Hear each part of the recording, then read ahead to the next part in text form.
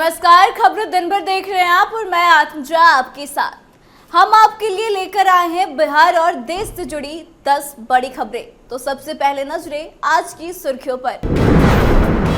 PM Modi ने Italy, पुर्तगाल, Norway के प्रमुखों से की मुलाकात। संबंधों को मजबूत करने पर हुई चर्चा। सोशल मीडिया पर साझा किया पोस्ट। यूपी में आमने सामने हुए सपा और एआईएमआईएम। अखिलेश ने कैंसिल किया रोड शो तो ओवैसी ने ले लिए मजे। 15 मिनट वाले बयान पर मुश्किल में ओवैसी। संतों ने दिया 2 हफ्तों का समय, जहां मिलना है बता दो। महाराष्ट्र इलेक्शन में बवाल। बीजेपी महासचिव विनोद तावड़े पर पैसे बांटने का आरोप। मुंबई में वोटिंग से एक दिन पहले जमकर हंगामा। सरकार ने शिक्षकों के ट्रांसफर पोस्टिंग पर लगाई रोक। शिक्षा मंत्री ने किया ऐलान, स्थानांतरण नीति में होगा बदलाव। झारखंड में पप्पू यादव की भारी बेइज्जती। ओ बिटिया आशीर्वाद दीजिए ना, लोगों ने कहा नहीं देंगे, हम लोग बीजेपी को देंगे। अशोक महतो की राह पर नीतीश के पूर्व एमएलए 62 साल की उम्र में खुद से आधी उम्र की लड़की से रचाई शादी। सामने आई असली वजह। वोटिंग से पहले गिरिराज सिंह का बड़ा हमला। लोगों से की खास अपील। कहा हेमंत सोरेन की सरकार ने रांची को कराची बना दिया। सेमीफाइनल में पहुंचा भारत। 3 बार के चैंपियन ने चैंपियंस ट्रॉफी में बिखेरा जलवा। बिहार के 15 जिलों में घने कोहरे की चेतावनी। तापमान भी लुढ़का। लोगों से सावधान रहने की अपील। अब खबरें विस्तार में। G20 शिखर सम्मेलन में शामिल होने के लिए पीएम नरेंद्र मोदी ब्राजील के शहर रियो डी जनेरियो पहुंचे। इस दौरान उन्होंने G20 सम्मेलन के इतर इटली, इंडोनेशिया, नॉर्वे और पुर्तगाल समेत कई देशों के नेताओं से मुलाकात की। इस मुलाकात के दौरान दोनों देशों के बीच संबंधों को बेहतर बनाने और मजबूत बनाने के तरीकों पर चर्चा हुई। साथ ही पीएम मोदी ने सोमवार को इटली की अपनी समकक्ष जॉर्जिया मेलोनी से मुलाकात भी की। इस दौरान सुरक्षा, व्यापार, प्रौद्योगिकी के क्षेत्रों में संबंधों को गहरा करने के तरीकों पर चर्चा की गई। इसको लेकर पीएम नरेंद्र मोदी ने सोशल मीडिया साइट एक्स पर एक पोस्ट भी शेयर किया है। वैसे तो उत्तर प्रदेश उपचुनाव में योगी वर्सेस अखिलेश की सीधी जंग मानी जा रही है, लेकिन इस जंग में एक और किरदार है जो अखिलेश यादव की टेंशन बढ़ा रहा है, और वो है असदुद्दीन ओवैसी। आज चुनाव प्रचार के आखिरी दिन अखिलेश और ओवैसी मुजफ्फरनगर में थे। दोनों मीरापुर सीट पर चुनाव प्रचार कर रहे थे। यूपी उपचुनाव में चुनाव प्रचार के आखिरी दिन अखिलेश यादव और असदुद्दीन ओवैसी दोनों को मुजफ्फरनगर की कुंदरकी और मीरापुर दोनों सीट पर चुनाव प्रचार करना था, लेकिन अखिलेश यादव ने एन टाइम पर मीरापुर का रोड शो कैंसिल कर दिया तो ओवैसी ने मंच से खड़े होकर इसके मजे लिए। ओवैसी ने कहा कि अच्छा मालूम हुआ है कि भैया ने कहा है कि शेर की दहाड़ के सामने कुछ नहीं कर पाएंगे।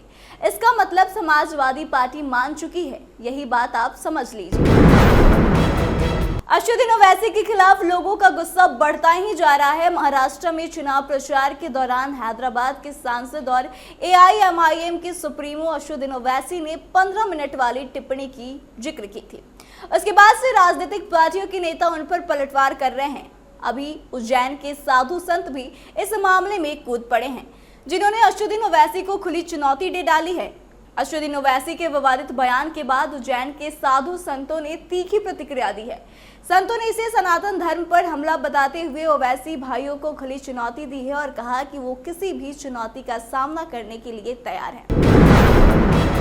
महाराष्ट्र में विधानसभा चुनाव के लिए वोटिंग से एक दिन पहले मुंबई में जमकर हंगामा हुआ। बीजेपी के राष्ट्रीय महासचिव और बिहार के प्रभारी विनोद तावड़े पर करोड़ों रुपए बांटने का बड़ा आरोप लगाने वाले बहुजन विकास अघाड़ी के कार्यकर्ताओं ने विनोद तावड़े को एक होटल में कई घंटे से घेर कर रखा है और जमकर हंगामा भी मचाया।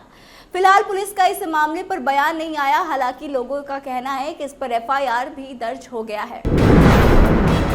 बिहार में सरकारी स्कूलों के शिक्षकों के ट्रांसफर पोस्टिंग पर हाईकोर्ट के फैसले के बाद राज्य सरकार ने अब बड़ा कदम उठाया।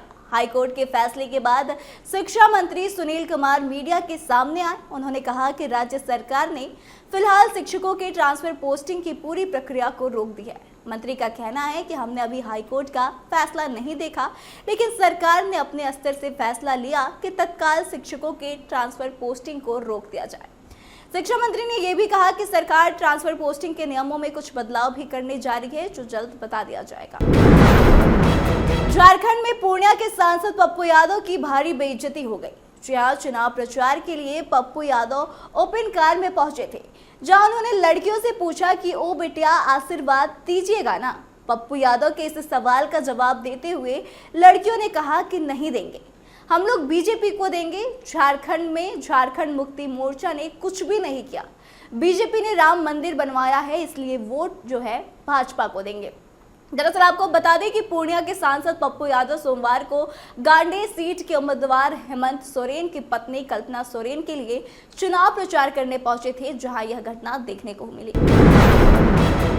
जेडीयू के पूर्व विधायक ने अपने से आधी उम्र की लड़की से मंदिर में शादी रचाई है। शादी का वीडियो और फोटो जो है वो सोशल मीडिया पर अभी तेजी से वायरल हो रहा है।